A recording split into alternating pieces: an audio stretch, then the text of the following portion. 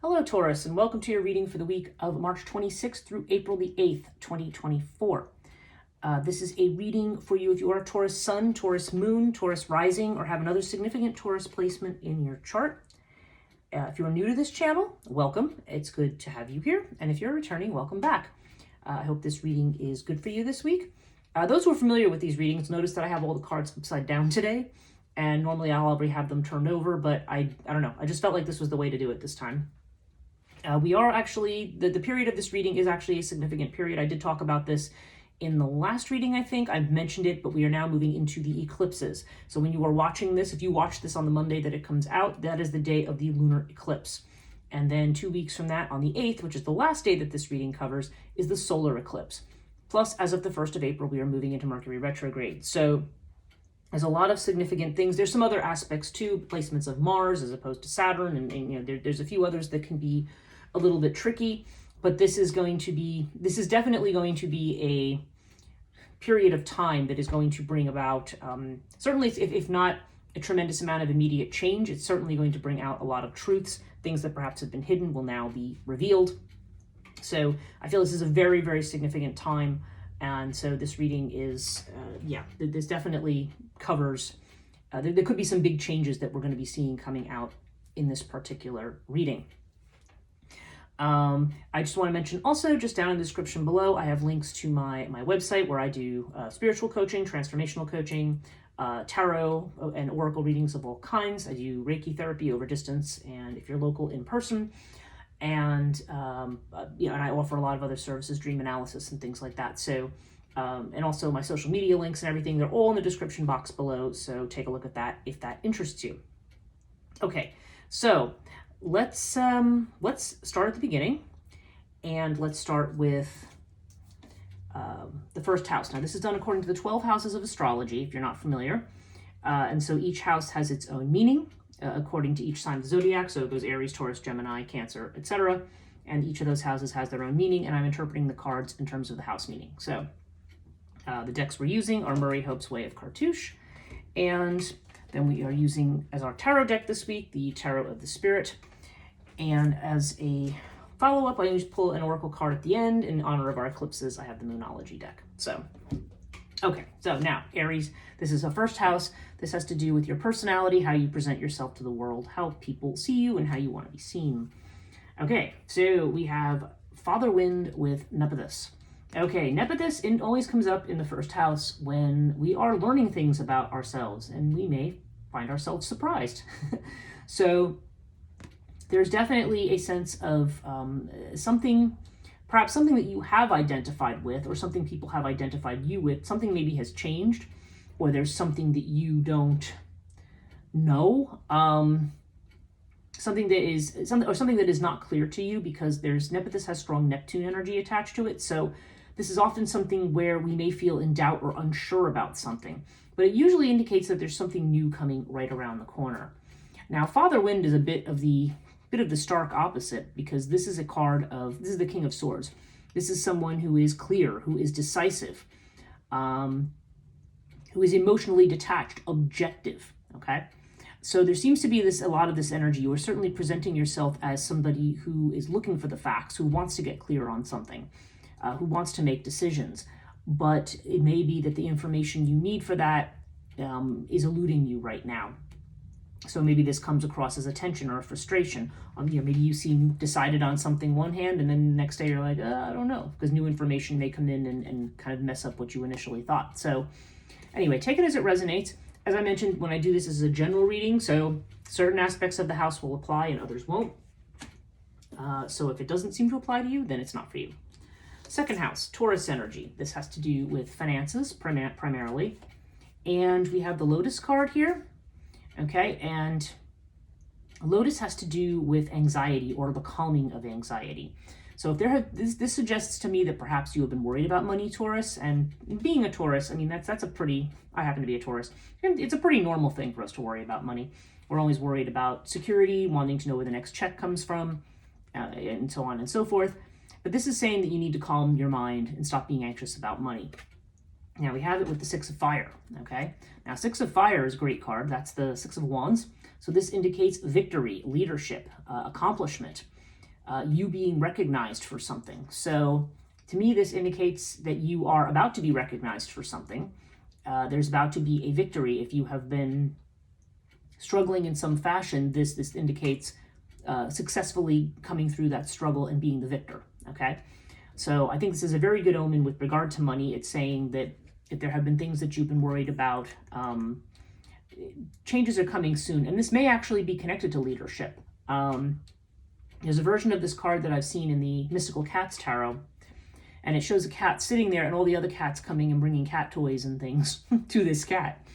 And that is actually the same card. They call it the Six of Fire in that one. And it's, actually that's what it's called here too. But it's, yeah, and it has to do with the idea that people support you and bring you things because they see you as a leader. So there could be some venture that you have that you're going to be recognized for, and that's going to bring a financial benefit, or this could just indicate overcoming financial difficulties. Third house, this is Gemini energy. So and Gemini has to do, okay, this is Mercury energy, okay? We have Aries, Venus, and now we have Mercury. And Mercury, again, this is the period of retrograde, will be starting in the midst of this reading time. And so, yeah, this has to do with messages, self-employment. So if you own your own business, this would be connected to this here. Sibling relationships, brother-sister relationships, travel, like short distance travel, any kind of short or quick trip. But this is a very, very swift house. Swiftness of communication, movement, messages. And we have the Buckle of Isis here. Okay, so the Buckle of Isis as our first card would seem to indicate that you need to, sacrifices that you are making will be rewarded. So if there's a situation in which you feel that you need to either reach out to somebody, or if there's a miscommunication that needs to be resolved, maybe there's some work involved to untangle something, Buckle of Isis says that whatever work you're putting in right now is worth it. If this has to do with business, something that you have to give up, something you have to let go of, something better is going to take its place. Now we have this with the Death card, yeah. So this indicates that that there's some substantial changes here. Now, being it's the house of messages, there could be news about a death or a loss or a change. And when I say death, I don't necessarily mean a physical. I mean, it could mean a physical death. It usually doesn't. It usually just means something has come to an end. And whatever's come to an end, you need to, the loss needs to be sustained so something better can grow. This is about, this is a card of things that come, the way it's characterized is growth with a sacrifice. So something that is lost or that is given up, you're losing whatever's lost here because something greater is about to take its place. So this is not a negative loss. This is a good thing. But the fact that this is coming with with Mercury retrograde, it seems to be a situation. Usually, this brings situations around again that we've been dealing with. If there's certain endings that we've needed to make and haven't, this is going to be the time. It's going to be an opportunity for you to end it.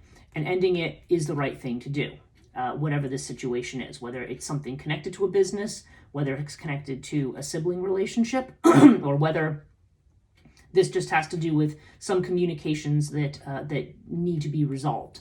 But whatever this is, it's a house of swiftness, so it does imply something that's going to come in quickly and perhaps very suddenly.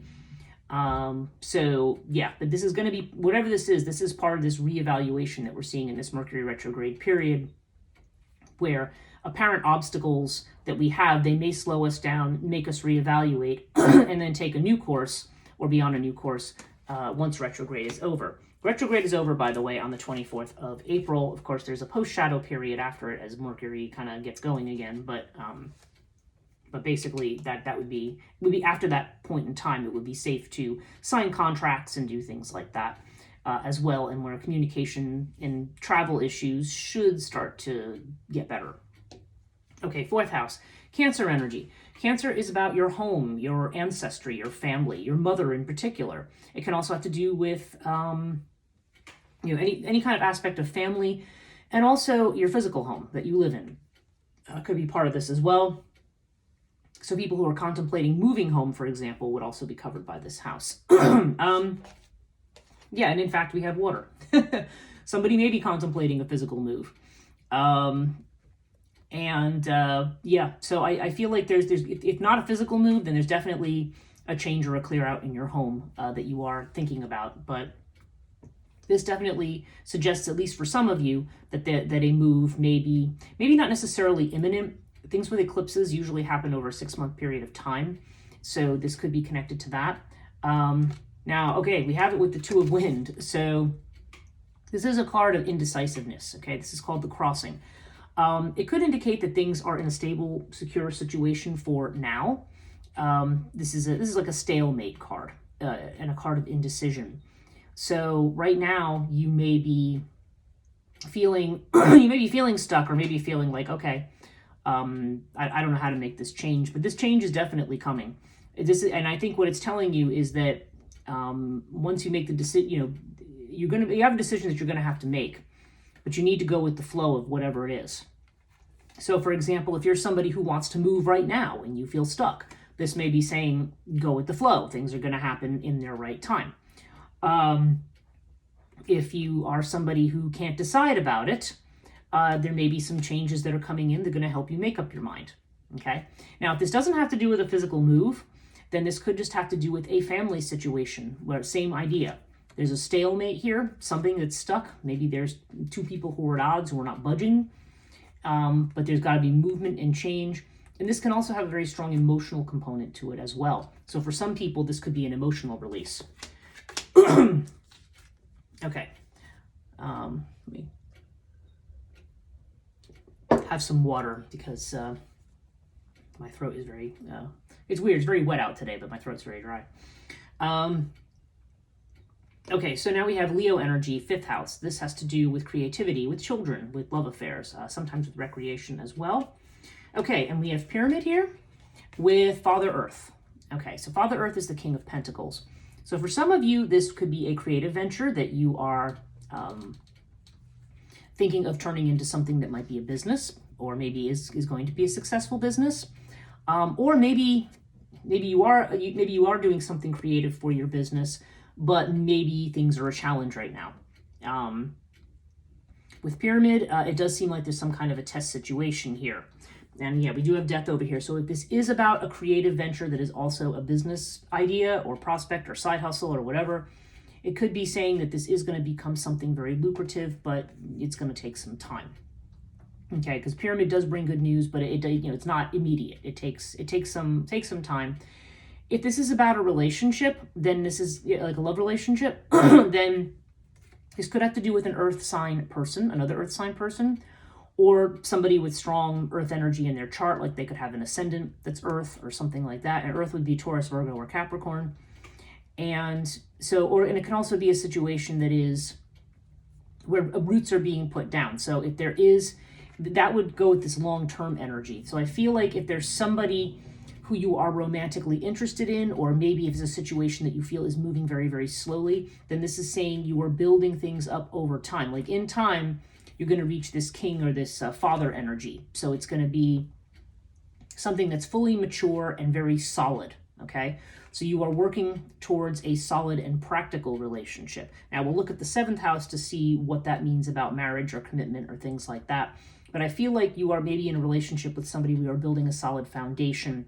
And even though you may have some challenges right now and think, well, is this going anywhere? Does this person care? Whatever. I just feel like it's something where as things are being tested, you're just building up something stronger and stronger. This could potentially have to do with the situation with the child as well, although with father energy, this is not really strongly connected to kids. But unless it has to do with a situation related to a father and child or something like that. Not that it literally has to be a father either. Strictly speaking, it doesn't even have to be a male. But but there is this energy of security and permanence coming, but with time. So see how that resonates for you in that house. 6th house is Virgo energy. So Virgo has to do with health, with our worries and anxieties, and also with the jobs that we have. It's the house of service. So work that we're paid or maybe even not paid for, could be volunteer work, are connected to this house. Sometimes pets are connected to this house as well. Okay, so we have, oh wow, we have Isis and the High Priestess, which as you can see, they're both card 2, and they are quite similar. Isis is slightly different from the High Priestess. She does have that energy of something that's behind the veil, something that needs to be revealed. But Isis also has strong, compassionate mother type energy. So Isis card in Cartouche is almost like a sort of combination of the High Priestess and the Empress. Hathor has a little bit more of the Empress energy, but this is, so there's this idea of the mother figure, and but we have it with the High Priestess. So the High Priestess shows something behind the veil, something that needs to be revealed. And Isis can represent a need for patience with something. So what this says to me is whether this has to do with a health matter, whether it has to do with a work situation, or whether it has to do with just something you're worried about in general, it's telling you that there's something that's not been revealed yet. There's something here that's not being shown. You may need to be patient, and you also may need to be compassionate towards somebody. It's possible that somebody is suffering with something and they're not revealing it to you. Maybe this is somebody at work. This could be somebody's mother. You never know. There could be worries about somebody's mother and maybe what's something that might be hidden or unknown there. So yeah, take all of these things as they resonate. If there's been a health issue of concern, it is entirely possible that there is something that, again, that's hidden. And that needs to be revealed. Sometimes this can bring a little bit, so I would take this card to mean nurturing, self-care, maybe nourishment. But as always, if there's any kind of a health issue, definitely speak to your doctor and see what's going on. Or your therapist or whomever it would be relevant here, because there's very strong watery, almost emotional component to this too. So for some people, this could have to do with mental healing as well. So, but yeah, nonetheless, I feel like there's something here, either connected to worries or connected to a job situation or something that just hasn't been revealed yet. So be patient. 7th house, Libra energy. Libra is about relationships. But partnerships, so they're legalized partnerships, marriages, business partnerships, contracts, anything that's legal in nature would be Libra. And okay, we have Temperance with the Crook and Flail. Now, Temperance is Sagittarius energy, okay? And so this could be about balancing. This is fire and water coming together. And yeah, so this is a situation where you are seeking balance and integration. So this is actually a very nice card in terms of a relationship. It can indicate something peaceful. I feel like if you are building a relationship with somebody here who you are thinking about for marriage, then this would be saying that the two of you have what Carl Jung would call a syzygy between each other. It's like one person's the sun and one's the moon, so to speak. Like your fire and water come together, but in a way that's alchemically merged or integrated, not in a way where the two of you, refute each other, or it would be a kind of relationship where you have two people that maybe be opposite in some fashion, but they complement each other, and it makes a very good. It resonates well together. Okay, with Temperance. And we have it with Crook and Flail. So this can indicate a partner who is very well known or visible. This could be somebody who's seen, maybe somebody who is, it can be somebody who's an expert or a celebrity, or just somebody with a lot of authority. It could be somebody who's like the head of a corporation or something. I don't know. It could be somebody who has a lot of authority. Crook and Flail sometimes denotes legal issues and legal matters. So yeah, maybe for some of you, this is implying this relationship would become legalized at some point. If this has to do with a business relationship, then this is also a good news, because this is all very harmonious in terms of justice, truth, clarity, working well together. If this has to do with your existing marriage, then yeah, maybe you are married to somebody who has a very responsible position, or maybe it's you. But in either case, whatever's going on in that relationship, the two of you complement each other. And if there's been any kind of struggle or issue, I think this would be saying, don't look for ways to be separate. Look for ways that things that seem paradoxical in your relationship or opposite, the way in which they can work together, or the way in which you can help each other. Frequently in relationships, people serve as a mirror to each other. So the weaknesses of one, maybe, they might be boosted by the strengths of the other person, for example. There could be that sort of complementary thing that goes on there. But this is also about what's alchemical, so it's about resolving paradoxes. So take that as it resonates there, but it's very nice energy. There's a lot of very nice, steady, solid, grounded. I mean, there is some fire energy here, but this is definitely about a relationship that is structured on maybe truth and respect and things like that as well. So that's a very nice thing. 8th house, Scorpio energy. Okay, this is about transformation. So beginnings, endings, really significant beginnings and endings, which we're talking about with eclipses, and also other people's money. And okay, so we have mother wind. Now it's interesting, we have mother and father wind here with the winged disc. Now mother wind would be the Queen of Swords. So this could be an air sign person. It could just be somebody who is, again, a woman who is very, very clear, very clear, razor sharp thinking. Sometimes this could be somebody who is more critical, could be somebody who's divorced or a widow. That's also possible. But there's definitely this strong air energy. So air is very intellectual. It's very detached. And it's interesting that you've got father wind in your first house as to what you're presenting. And then they're seeing mother wind over here. So I don't know. I don't know if this means that you are going to be, we have some of that cloudiness. If we have Nepotus, we have this cloudiness. This may be just making a decision to cut through. You got the 2 of wind down here. We've got this indecision. So I don't know. Something here is going to help you cut through. This could represent an actual person. If we are talking about joint finances, maybe this is somebody which there's going to be a joint financial situation or a legacy or something like that. That is possible. So again, take that if it resonates.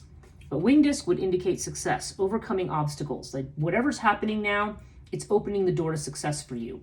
The things that have been holding you back and that you have been unsure about, the endings that we're seeing. I mean, no worries. Winged disc is a great omen. It indicates successfully making transitions and successfully overcoming obstacles and moving into a new phase. Perhaps this is going to be done through mental energy or through something, connected to that. Or again, somebody who may be divorced, widowed, older, may also be part of the picture. Or just somebody who's taking a very rational kind of an approach here. There's a strong rational energy here with the Queen of Swords.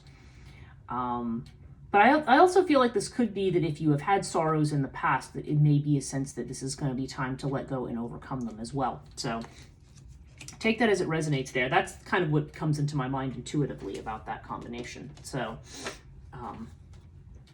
yeah, so it might be different for everyone. 9th house is Sagittarius energy. So this is things having to do with expansion. It's Jupiter energy. So long distance travel. Kind of have to do with legal matters, but also with higher education, furthering your education, educational institutions, churches, anything having to do with spirituality or philosophy or the deeper meaning of life. All of that's here. Also, yeah, I think I mentioned long distance travel. So it wouldn't be the short trips that we have over here in the 3rd house. This would be going some distance. And okay, so we have Urias here. So Urias is interesting because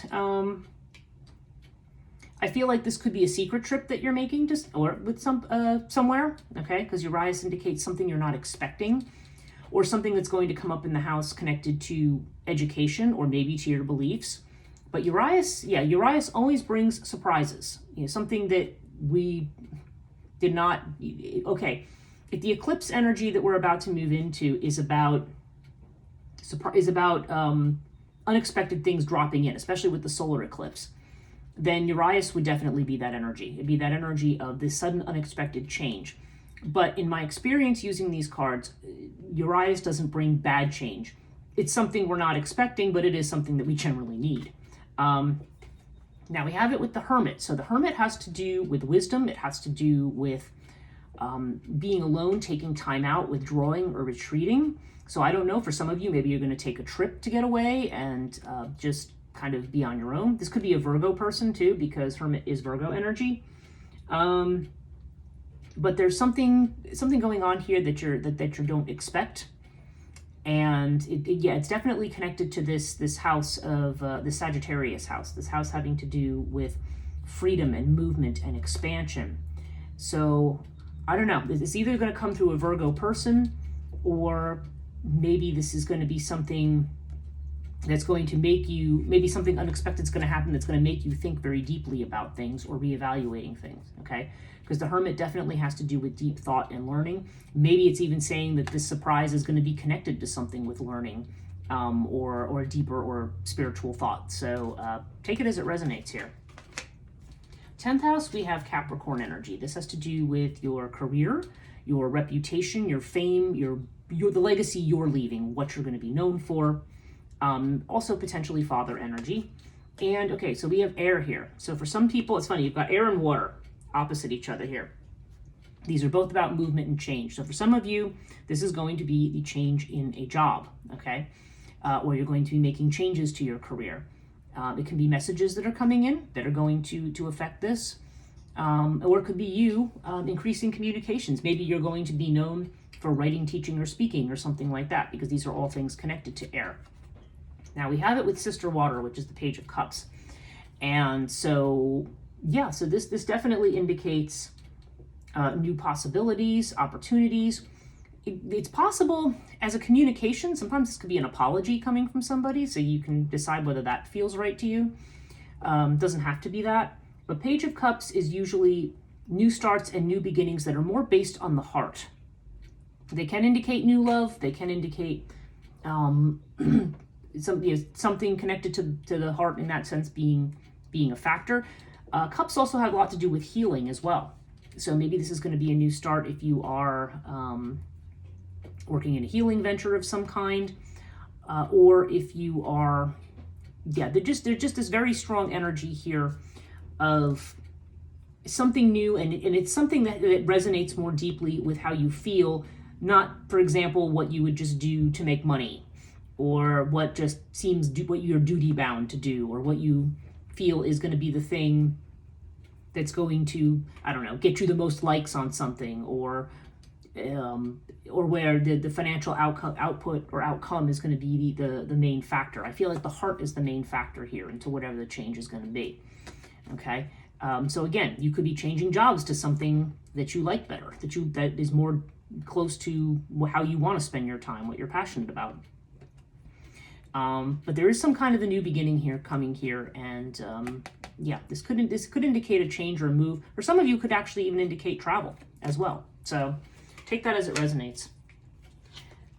11th house is Aquarius energy, so this is friendships, social networks, business networks, also your goals, your dreams, what you're trying to manifest, your destiny. Okay, we have Horus here. So Horus is in the house. This is in the house of friendship, and so this is a great card because this is a card of being popular, having friends. So definitely it seems like your friend group and connecting with your friend group is a good idea right now. Horus can bring healing, so there's a lot of healing energy connected to that as well. And it's also connected to family and family issues. So again, it might not, maybe all of the above, may not be. Horus brings creativity as well. So so there definitely seems to be this opportunity to flourish in terms of getting your wishes. I mean, we do have the winged disc over here, so there could be this flourishing that's going on, this sudden flowering of you and your talents, and being seen by people in your network, and having friends who support you. Now, it's interesting though, we have the 3 of Wind with it, which is, they're calling this the card of recognition, okay? So this is interesting. We got 2 3s here. And this is actually a card of separation, okay? 3 of Wind is the 3 of Swords, and that would be about separating or moving away from sorrow or moving away from a particular relationship. So again, we have this idea here of something that comes to an end that's going to bring this flourishing. So I don't know if this is a connection to someone. This could be letting go of a particular goal or wish. Maybe something that you thought you were going to do, you finally said, you know what, I'm not going to do that. And whatever it is, I feel like you're clearing space for something much better here. And I still feel like you're going to have friendly support. You may have been operating here as though you're alone. I mean, we have the Hermit over here too. So to me, these are both cards of isolation, of being alone. Not necessarily in a negative way, because sometimes we need that time out and that isolation to figure things out. But it does seem like you may be breaking ties with a person or a situation. And whatever it is, it's almost like a pruning. It could be a relationship that maybe served you well for a long time and now is just not, it's not going to be, people aren't in your life for a reason or a season, as they say that. So it could be just somebody who's moved into your life and is now moving out of it. But there's definitely this element of separation and recovering from sorrow connected to separation. But with the Horus card, though, this is really, really positive energy. This is working through things creatively, working through things with friends. So I feel like whatever this separation is, this may be an ending that's coming about with the eclipses and the retrograde. Or who knows, maybe somebody who you separated from is going to return again for a brief period of time. Retrogrades can make that happen. But yeah, I don't know. I just feel like there's some kind of an association that's going to come to an end, but this is actually a very, very good thing for you. Okay, 12th house, Pisces energy. Pisces is about what we're afraid of, what we keep hidden. It's another kind of nebulous space. It's what's in the imagination, what might be fantasy, what we might be afraid of. I find it mostly tends to have to do with areas that we are afraid of, or it can have to do with things that are deeply, deeply spiritual that we don't show to other people. Yeah, and you've got Scarab with Father Water. Okay, so this is a King of Cups energy. Again, we have this deep-rooted healing going on. And when Scarab shows up here, I mean, this is a mega transformation, okay? There's big transformation going on for you, Taurus. You've got the wing disc in the 8th house, and you've got Scarab in the 12th. And those are the two houses that really have to do with really profound change, not superficial change. So there's a profound change going on. It's maybe hidden from you. You may not even be aware that that's what's going on. But you are profoundly changing.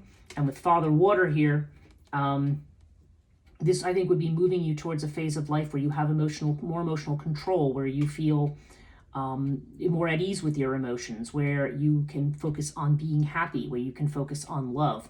There's a lot here about being connected to what makes the heart sing, okay? So whatever's happening here, I feel like it's moving you towards this. If you've been in a space, because you're an earth sign, so if you've been in a space, you've got this Father Wind here. So you're definitely showing this very detached energy, but you've got the Father Water in the Pisces house. So yeah, so I do feel like, perhaps this has been a very strongly intuitive time for you. Maybe you've been having very strong dreams, but there's definitely this mastery of the emotions that's going on here, but not in the sense of repressing them, okay? And this may be something that you may be in this first house, kind of going between this more nebulous space that we have, this Neptunian Pisces energy, and this idea of being logical and clear and analytical and all of that. I feel like there's almost this tension between these two things, but I think you are making a change towards something that's more in the heart space. Okay, overall, we have the 9, we have the 9 of Water with Ta. So Ta indicates be persistent. You're building things. This is Saturn energy, Capricorn. Again, this idea of things happening slowly and steadily. But you are working on that. You are building the temple of your life, of what you want it to be. And the 9 of Water is great because this is a card of wishes granted. So I think, Taurus, you are definitely moving towards the granting of your wishes. I mean, and that makes total sense with the winged disc here. You've got all these new beginnings. Money, 6 of Fire. We've got a relationship situation that's going to be growing into something solid. Or a creative situation that's going to have lasting effects. We see you letting go of certain things, but also now moving more towards what matters to you. And yeah, and I mean, we're just seeing that these different things that are unfolding and being revealed. I feel like you just need to wait and see what's unfolding before you right now.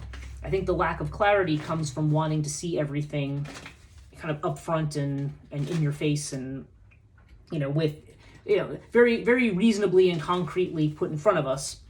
But it may not. Right now, we may just have to ride with it. So let's just see what the Moonology cards have to say. So what does Taurus need to know? Let's need. Oop.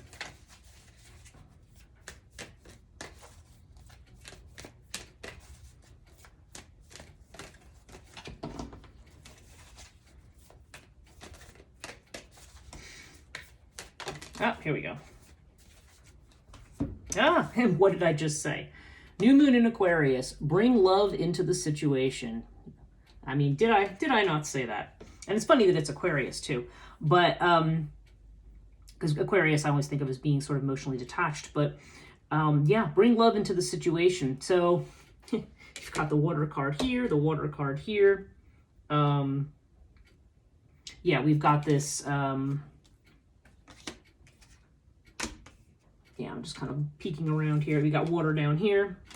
Yeah, there's definitely, this is the idea of moving towards the heart space for you, Taurus. Bring love into the situation. If there is a relationship thing, allow love to, go with it. Allow love to flourish.